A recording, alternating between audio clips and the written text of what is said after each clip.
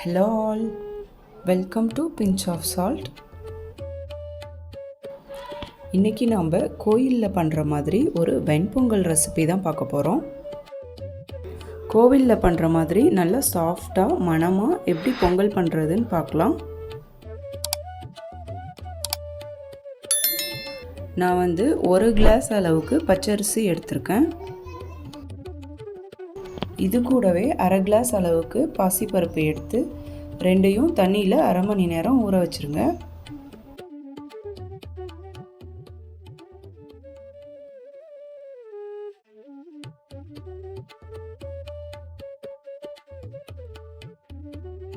நான் அரிசியும் பருப்பும் அரை மணி நேரம் ஊற வச்சு 3 டைம் வாஷ் பண்ணிவிட்டு எடுத்து வச்சுருக்கேன்.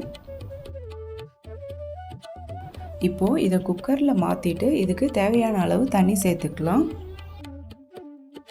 நான் அரிசி பருப்பு ரெண்டும் சேர்ந்து 1.5 கிளாஸ் அளவுக்கு எடுத்திருந்தேன். இதுக்கு 4 கிளாஸ் அளவுக்கு தண்ணி எடுத்திருக்கேன். இதோட 1 ஸ்பூன் ஜீரகம், 1 ஸ்பூன் மிளகு, கொஞ்சமாக உப்பு, கொஞ்சம் கருவேப்பிலை இதெல்லாம் போட்டு மிக்ஸ் பண்ணிக்கலாம். சாதம் வேக வைக்கும் போதே இதெல்லாம் சேர்த்துட்டா சாதம் ரொம்ப மணமாக இருக்கும். இதோட பச்சை கற்பூரம் ஒரு பிஞ்ச் சேர்த்துக்கலாம். இதுதான் கோயில் பொங்கலோட ஸ்பெஷலே. கோவிலில் கொடுக்குற பொங்கல் நல்ல மணமாக இருக்கிறதுக்கு காரணம் இந்த பச்சை கற்பூரம் தான். இப்போது குக்கர் மூடி போட்டு 5 விசில் விட்டு எடுத்துக்கிறேன்.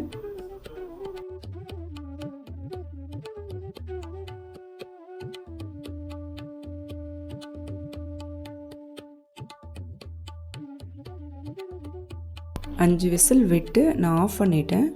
இப்போது குக்கர் ஓப்பன் பண்ணி பார்க்கலாம். இப்போது பார்க்குறதுக்கு அரிசி தனியாக பருப்பு தனியாக தெரியுது. ஆனால் நம்ம இதை கிளறி விட்டோம்னா நல்லா குழஞ்சி வந்துடும். பொங்கல் ரொம்ப நேரம் ஆனாலும் சாஃப்டாகவே இருக்கிறதுக்காக இந்த ஸ்டேஜில் 3 ஸ்பூன் நெய் விட்டு நல்லா கிளறி விட்டுருங்க.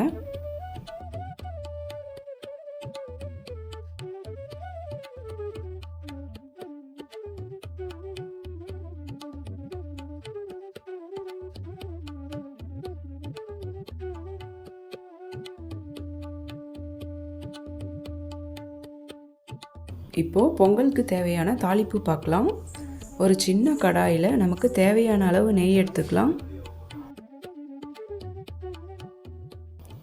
இதோட 1 ஸ்பூன் ஜீரகம் நல்லா பொரிஞ்சு வந்ததும் 1 ஸ்பூன் மிளகு, இதோட 1 ஸ்பூன் பொடியாக நறுக்கின இஞ்சி, ஒரு பிஞ்ச் பெருங்காயத்தூள், 10 முந்திரி பருப்பு, ஒரு கைப்பிடி கருவேப்பிலை இதெல்லாம் போட்டு நல்லா பொரிய விட்டுறலாம். நல்லா பொரிஞ்சதும் இதை அப்படியே பொங்கலில் மாற்றிட்டு ஒரு கிளறிட்டு ஒரு 10 நிமிஷம் அப்படியே மூடி வச்சுருங்க. இந்த மாதிரி 10 நிமிஷம் மூடி வச்சு அதுக்கப்புறம் சர்வ் பண்ணும்போது அந்த நெய்யோட வாசனை நல்லாயிருக்கும்.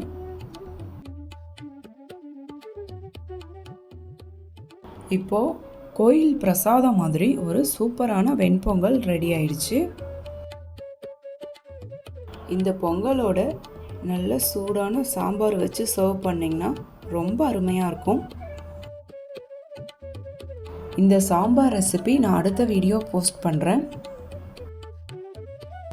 நம்ம சேனலை யாராவது சப்ஸ்கிரைப் பண்ணாமல் இருந்தால் ப்ளீஸ் சப்ஸ்கிரைப் பண்ணிக்கோங்க. உங்கள் ஃப்ரெண்ட்ஸ் அண்ட் ஃபேமிலி யாராவது குக்கிங்கில் இன்ட்ரெஸ்டாக இருந்தாங்கன்னா அவங்களுக்கு இந்த வீடியோவை ஷேர் பண்ணிக்கோங்க. அடுத்த வீடியோவில் மீட் பண்ணலாம். பாய் பாய்.